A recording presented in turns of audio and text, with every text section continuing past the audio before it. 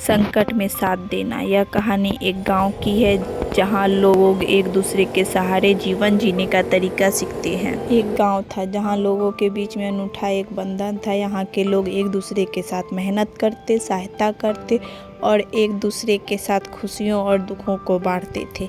इस गांव की कहानी बहुत ही अनोखी थी।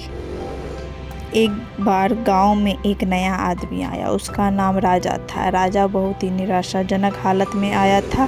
वह एक छोटे से गांव में दूर रहते थे जहां उनका परिवार बीमारियों और तंगियों में फंसा था। उन्होंने सोचा कि वह इस गांव में आकर नए जीवन की शुरुआत करने की कोशिश कर रहा है।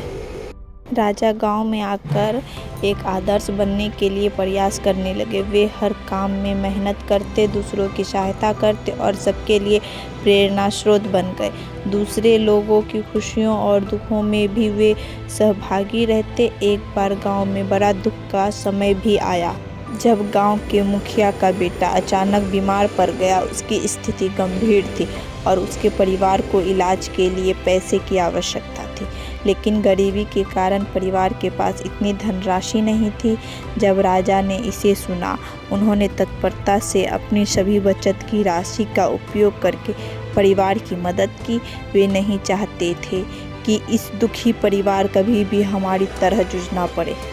उन्होंने बचत की राशि के साथ साथ दूसरे गांव वालों से भी अपील की और उन्होंने भी उस परिवार की सहायता की। इस आपातकाल में गांव वाले ने एक बड़ी टीम बना ली। सभी ने मेहनत करके और अपने संगठन के साथ मिलकर इलाज के लिए पैसे इकट्ठा किए। थोड़े समय बाद बेटे का इलाज हुआ और वह पूरी तरह स्वस्थ हो गया।